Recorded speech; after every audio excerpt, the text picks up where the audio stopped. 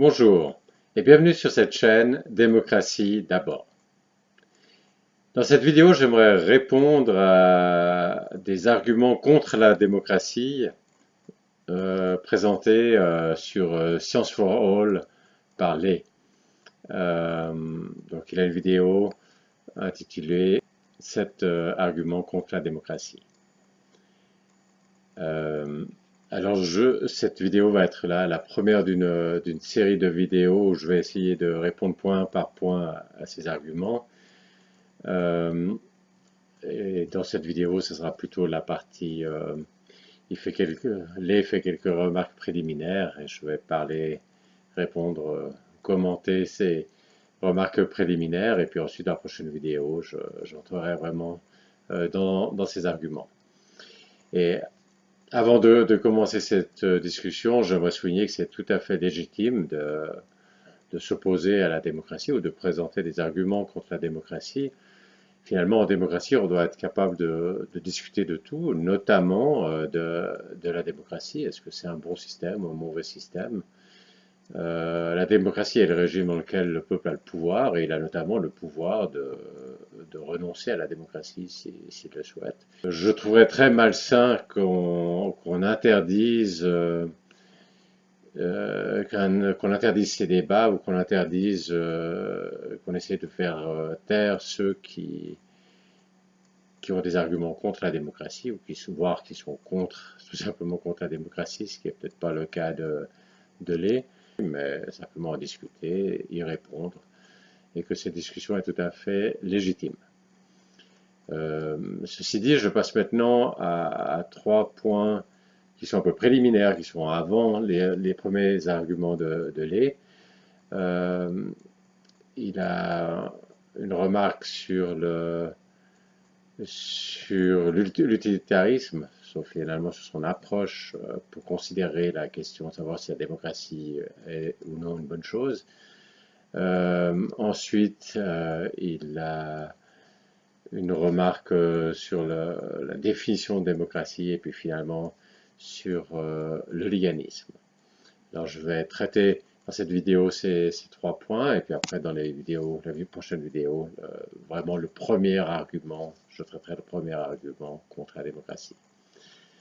Alors, concernant l'utilitarisme, je vous laisse d'abord écouter ce que Lay en dit. On a tous envie de dire que la démocratie, c'est bien. Mais pour pouvoir conclure cela, un utilitariste devra montrer que la démocratie conduira au bonheur du plus grand nombre. Souvenez-vous, pour un utilitariste, aucun moyen ni principe n'est moralement bien a priori. Tout principe n'est bien dans un contexte donné que s'il permet, dans ce contexte, à plus de gens d'être plus heureux. Du coup, la question c'est, est-ce que la démocratie permet vraiment le bonheur du plus grand nombre dans le monde d'aujourd'hui? Donc, le bonheur du plus grand nombre, ça semble assez légitime comme objectif. J'ai personnellement des objections contre l'utilitarisme et plus généralement contre le conséquentialisme, dont je parlerai peut-être dans une autre vidéo une autre fois.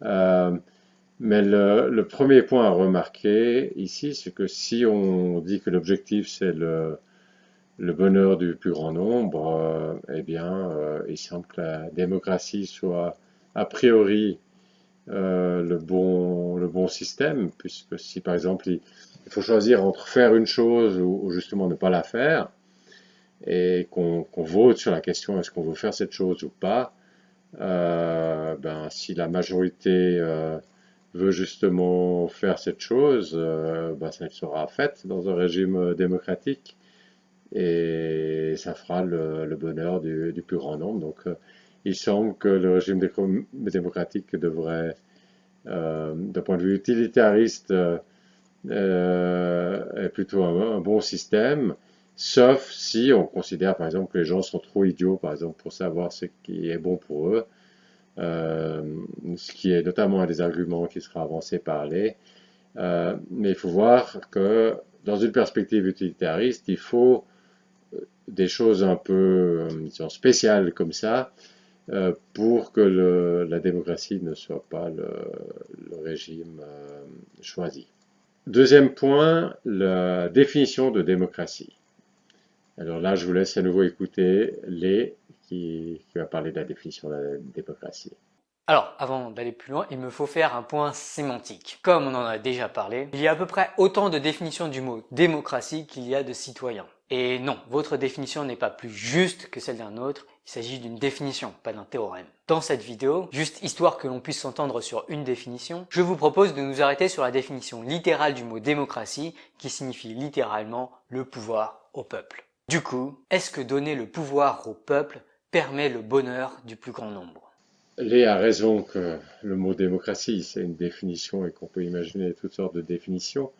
Mais il faut bien voir que si on commence à utiliser des définitions qui sont pas correctes, enfin qui correspondent pas vraiment à ce que le mot signifie, ça devient un peu compliqué de discuter.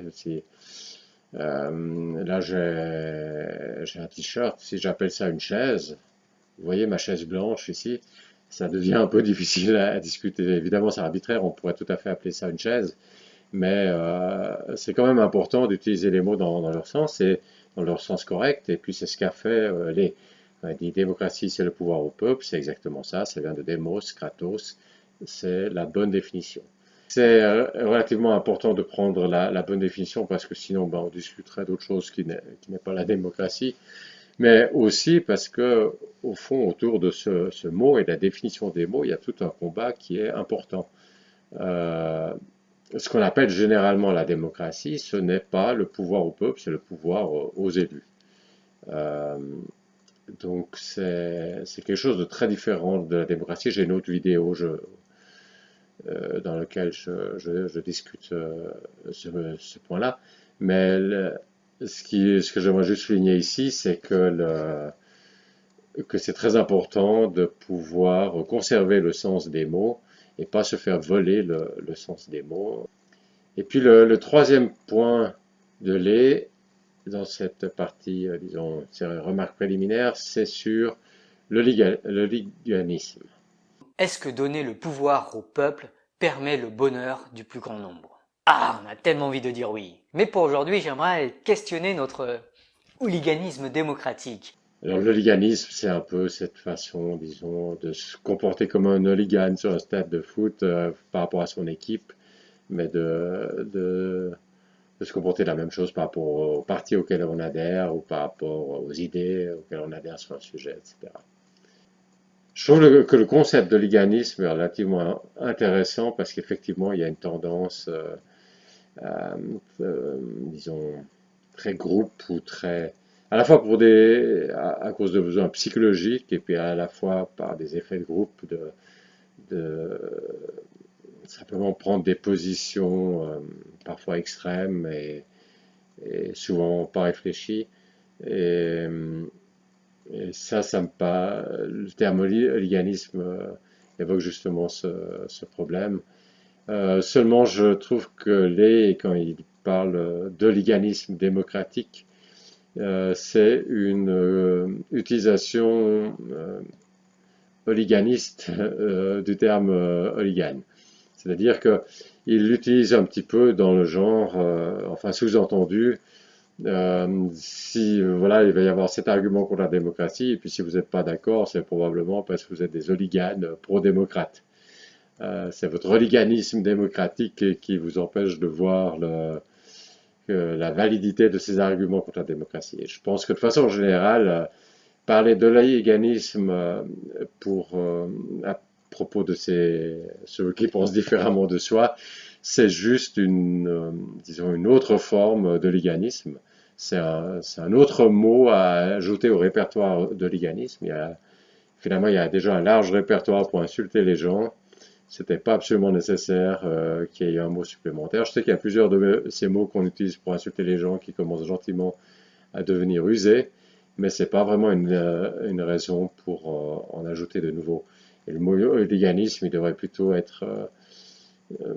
se cantonner à être utilisé quand on se demande à soi-même pour soi-même, est-ce qu'on est soi-même victime de cet oliganisme? Est-ce qu'on a une tendance, est-ce que là on a bien réfléchi ou est-ce qu'on est juste en train de réagir en oligane, mais ne doit pas être utilisé comme instrument contre ceux qui pensent différemment, sinon c'est simplement une utilisation oligane du terme oliganiste.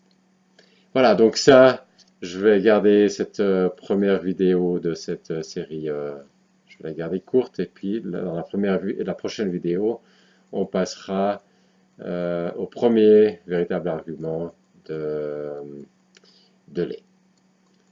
Alors j'espère que cette vidéo vous a plu et que je vous retrouverai pour une prochaine vidéo.